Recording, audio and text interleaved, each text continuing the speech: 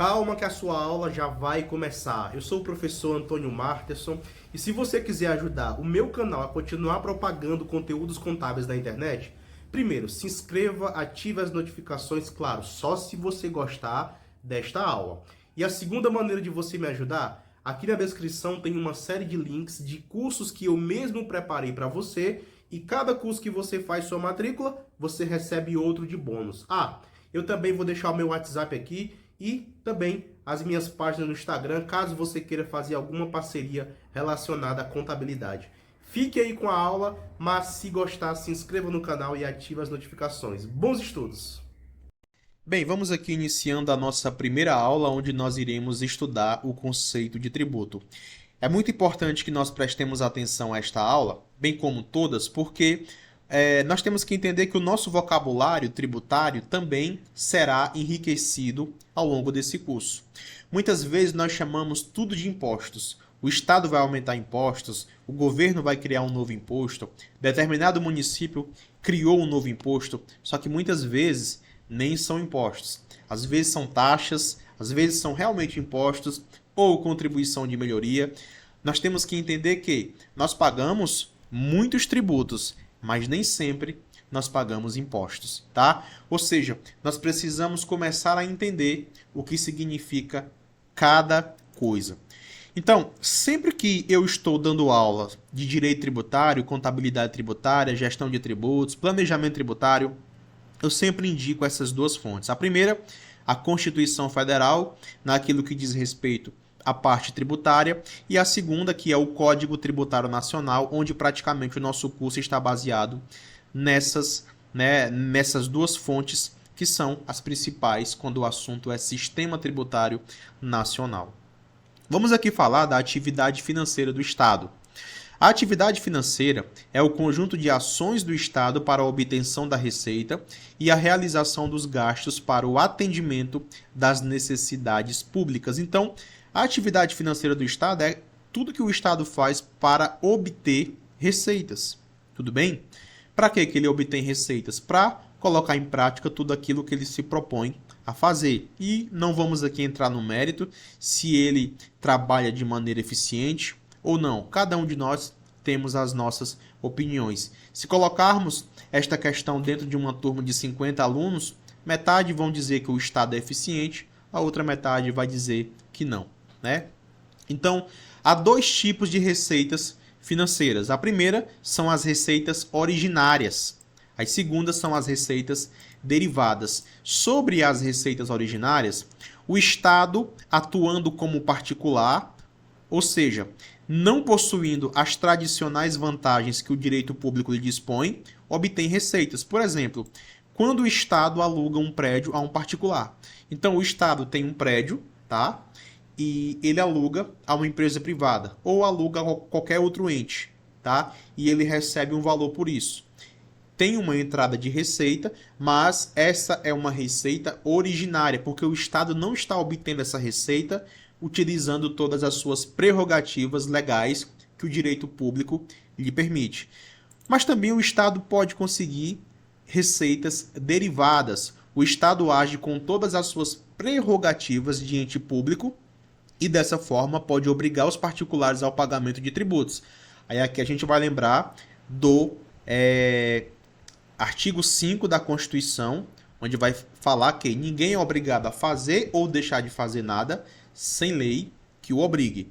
Então aqui, aquele artigo 5 da Constituição já é uma expressa explicitação do poder estatal, tá? Ou seja, é o Estado quem diz, através de lei, o que o contribuinte vai fazer ou não, o que é que a pessoa vai fazer ou não, tudo bem?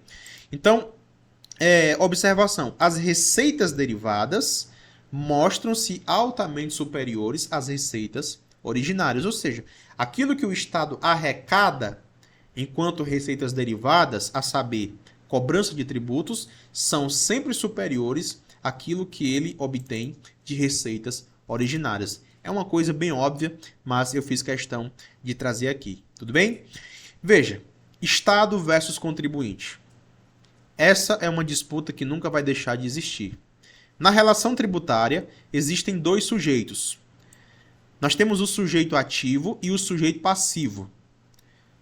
Eu vou fazer uma pergunta. Você já ouviu falar desses termos no âmbito tributário? O sujeito ativo é quem tem a capacidade de exigir o pagamento do tributo, que sempre será o Estado, tá? O Estado aqui, eu me refiro enquanto o ente público que tem a prerrogativa de exigir, tá certo? Esse Estado pode ser o município, podem ser os estados enquanto unidades federativas, pode ser o DF, pode ser a União, tudo bem? O sujeito passivo sempre será o contribuinte. Então, sujeito ativo, sujeito passivo. Sujeito ativo é sempre o Estado porque ele pode cobrar, ele pode exigir, ele pode obrigar o contribuinte a pagar o tributo. E o sujeito passivo é sempre o contribuinte. Tudo bem? É por isso que, quando você olha de um lado o Estado e do outro o contribuinte, quem é que é mais forte? Quem é que é mais poderoso? Quem é que tem a máquina estatal na mão? Quem é que tem a tecnologia? Obviamente, é o Estado. E é por isso que surge o direito tributário para regular um pouco a força do Estado. Mas, obviamente, o direito tributário não é utilizado só para regular a força do Estado, mas também para dar algumas vantagens ao Estado. Ou seja, o grande objetivo do direito tributário vai ser com que o Estado e o contribuinte convivam de maneira harmoniosa, sem um passar a perna no outro. Esse é o grande objetivo do direito tributário. E falando de tributo, existe um conceito, tá? Que é o que realmente significa. E nós iremos encontrar esse conceito lá no artigo 3 do Código Tributário Nacional, onde nós iremos encontrar desta maneira: tributo é toda prestação pecuniária compulsória, em moeda ou cujo valor nela se possa exprimir, que não constitua sanção de ato ilícito, instituída em lei e cobrada mediante atividade administrativa plenamente vinculada. Não tem problema, eu sei que você não entendeu nada e faz parte, mas é assim que funciona. É por isso que no slide seguinte eu coloquei aqui essa definição. Tudo bem? Então vamos lá. Tributo, artigo 3 do CTN. Primeiro, é toda prestação pecuniária compulsória. Por que é compulsória? Após nascer a obrigação de pagar o tributo, não existe a possibilidade do contribuinte não pagar. É uma prestação pecuniária compulsória porque, quando nasce a obrigação tributária prevista na hipótese de incidência, o contribuinte tem que pagar, não é facultativa. Tudo bem? Então, a primeira coisa, está previsto em lei, que nós chamamos de hipótese de incidência, o contribuinte causou o fato gerador, então nasce a obrigação compulsória de pagar um tributo. Então, primeira parte do CTN, tá? Do artigo 3. Tributo é toda prestação pecuniária compulsória. Por quê? Porque depois que nasce a obrigação, não existe a possibilidade do contribuinte não pagar. Em moeda ou cujo valor nela se possa exprimir. Por quê? O tributo deve ser pago em moeda corrente do país. Se eu estou devendo 10 mil reais de tributos, mas eu tenho aproximadamente 2 mil reais em dólares, tá? Eu não vou pagar com os meus dólares. Eu preciso converter esta moeda para a moeda corrente do meu país, que é o Brasil, e pagar o tributo. Tudo bem? Que não constitua sanção de ato ilícito. Ou seja, o tributo não é causado por uma punição, e sim por uma previsão em lei. Eu não pago tributo, nós não pagamos tributo porque é uma punição. Quando nós somos punidos, quando nós fazemos algo errado, nós pagamos uma multa. Tá? Multa não pode ser confundida com tributo.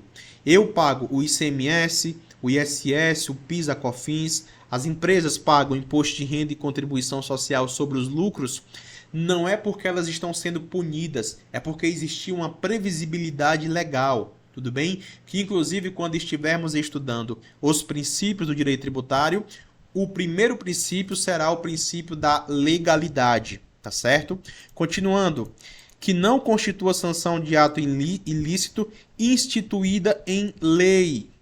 Ou seja, o tributo só pode ser cobrado se for instituído em lei, tá? Se não tiver uma lei criando um tributo, ele não vale.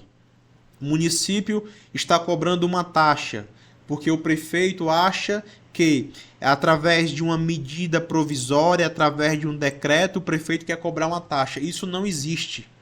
Precisa de uma lei. Tudo bem? Se não tiver uma lei, se o tributo não for instituído legalmente, passando por todo o trâmite legal, ele não é tributo, é inconstitucional. Tudo bem? E cobrada mediante atividade administrativa plenamente vinculada, ou seja, a atividade vinculada significa que a autoridade fiscal não pode escolher se vai cobrar ou não tributo, ela tem que cobrar. Então, uma empresa causou o fato gerador, ou uma pessoa física causou o fato gerador. O fisco, né, o ISS, a Cefaz, né, a Cefim, que cobra o ISS, a Cefaz, que cobra o ICMS, a Receita Federal, que cobra os tributos federais, esses órgãos fiscais, tá, eles não podem não cobrar. O auditor da Cefaz, ele não pode interpretar por conta própria, aconteceu o fato gerador, o contribuinte tem que pagar, mas eu, fiscal, não vou cobrar. Ele não pode. Se ele não cobrar, ele vai ser penalizado, vai ser responsabilizado, tudo bem? Ou seja, existe o Estado que institui o tributo e existe o órgão que fiscaliza. Por exemplo, a União institui os tributos federais. Quem é que fiscaliza? Receita Federal. Os municípios instituem tributos municipais. Quem é que fiscaliza? A Cefim, a Secretaria de Finanças dos Municípios. E nós temos também os estados enquanto unidades federativas que instituem os tributos, e quem fiscaliza são as Cefaz, as Secretarias das Fazendas.